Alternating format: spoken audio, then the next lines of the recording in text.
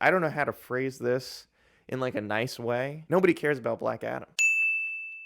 All right, so we should probably talk about Black Adam. It's being reported that the movie is going to lose anywhere from $50 to $100 million at the box office. $100 million. Now, there is a chance that they could make this money back up when the movie comes out on streaming, when it's on HBO, 4K, Blu-ray, all that stuff. But I think that this is actually the best case scenario that could have happened with Black Adam. Now, the reason for that is because when The Rock gets involved with certain franchises, sometimes he tries to take them over and make sure that he has the loudest voice in the room. You've heard The Rock talk about how he always wants to be the hardest worker in the room. Well, The Rock also has this thing about wanting to be the loudest person in the room.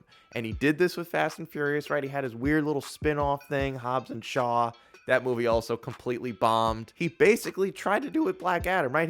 He was like on talk shows talking about how he like wanted to play Black Adam since he was like in the 3rd grade or something, which is, you were like the only one, Dwayne. This is a side character's villain. So this is like more removed than the Venom movies. Like at least Venom, it's like a mainstream villain, anti-hero, whatever you want to call him.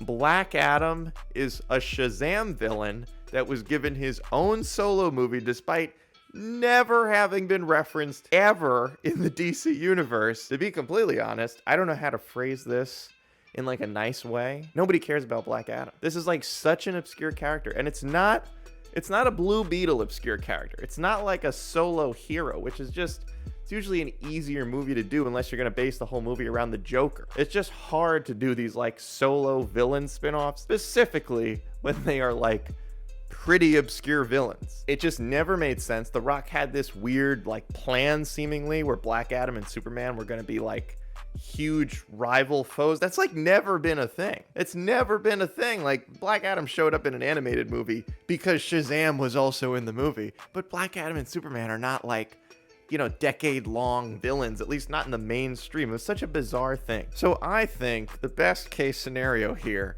is that Dwayne Johnson is now not going to be considered. They're not going to be listening to his opinions on where they should go with the DC universe. James Gunn, Peter Safran are going to be allowed to do their own thing. Because when this Black Adam stuff was happening and The Rock was starting to clearly have a lot more influence on the DC universe, I was getting nervous.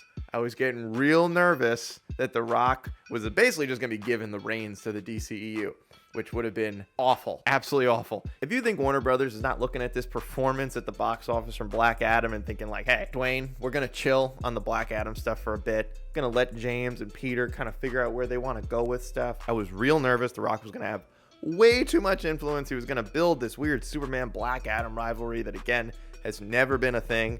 It seems like the best contribution he has ever made to the DC universe now is that he got Henry Cavill to come back, even though allegedly Henry Cavill has not actually signed any sort of long-term contract. Hopefully James Gunn gets that done, him and Henry. But man, that was a close one.